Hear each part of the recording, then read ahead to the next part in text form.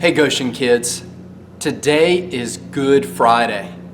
Now, that may seem a little bit strange that we call it Good Friday because this is the day that Jesus was crucified. It's the day that he died on the cross. And so it wasn't good in the sense that Jesus died that day, but it was good because of what he accomplished for us on the cross. Jesus died to pay for our sin. I want to talk to you a little bit more about that after I read the story, but first I want to read you a story from the Jesus Storybook Bible. It's the story of the crucifixion of Jesus. In fact, it's a true story from the Bible. You can find it in your Bible in Matthew 27, Mark 15, Luke 23, and John 19. Here in the Jesus Storybook Bible, it calls it the sun stops shining. So you're a king, are you? The Roman soldiers jeered.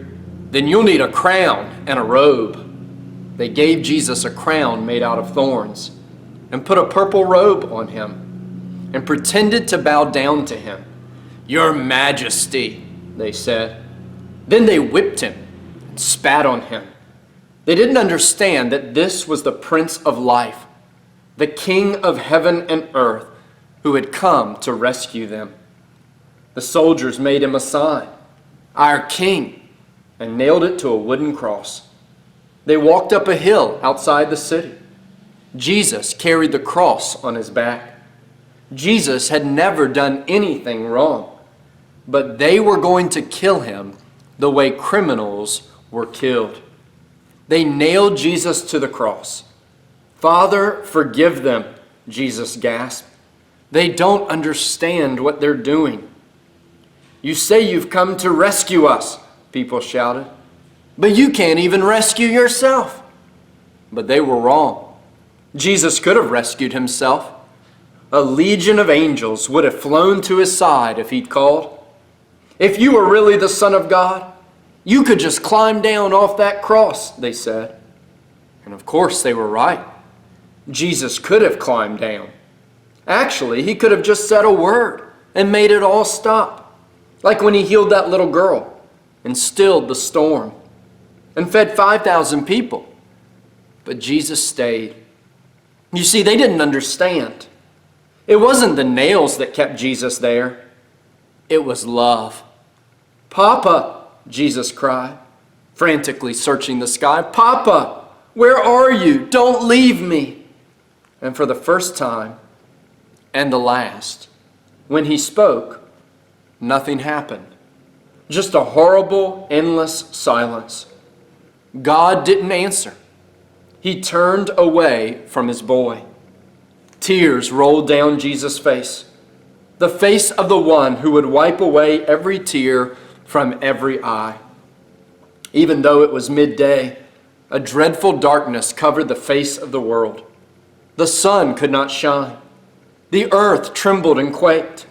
The great mountains shook. Rocks split in two, until it seemed that the whole world would break, that creation itself would tear apart.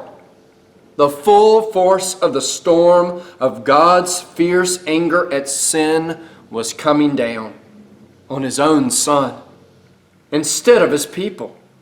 It was the only way God could destroy sin and not destroy his children whose hearts were filled with sin.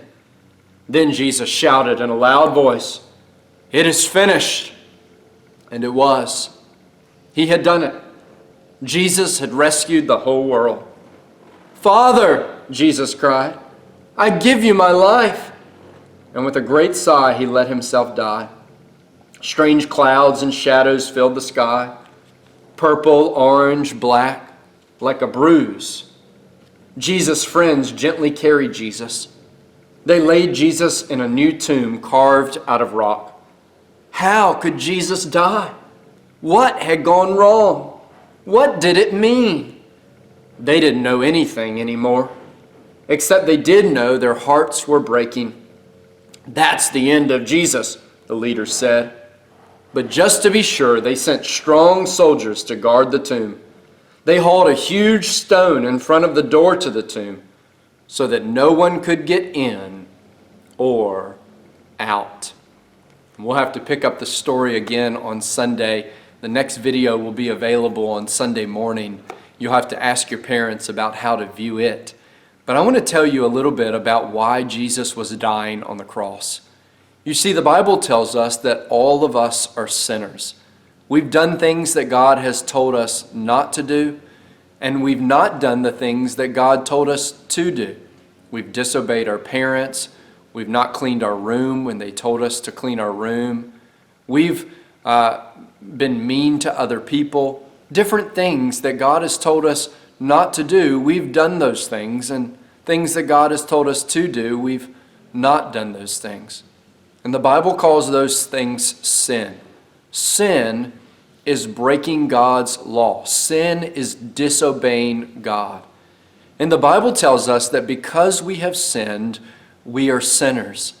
And because we are sinners, we deserve punishment. We deserve death. But when Jesus went to the cross, he died in our place. He took our punishment so that we would not have to be punished for our sin. He died in our place. He took our sin on himself and died to pay for our sin. And the Bible tells us that if we turn from our sin, if we place our trust in Jesus, we can be brought into a right relationship with God. God is able to look at us and not see our sin, but look at us and see Jesus and his perfect life. The Bible promises us that all who turn from their sin and all who trust in Jesus as their only hope will have the hope of one day being with God in heaven. I know your parents would love to talk with you more about what it means to follow Jesus. And so if you have questions about that, I encourage you to talk to your parents. And I'd love to talk to you sometime about it as well, because this is the most important thing in all the world, that you know about Jesus and the fact that he died to pay for your sin. God bless you. Have a great night, and I look forward to sharing another story with you on Sunday.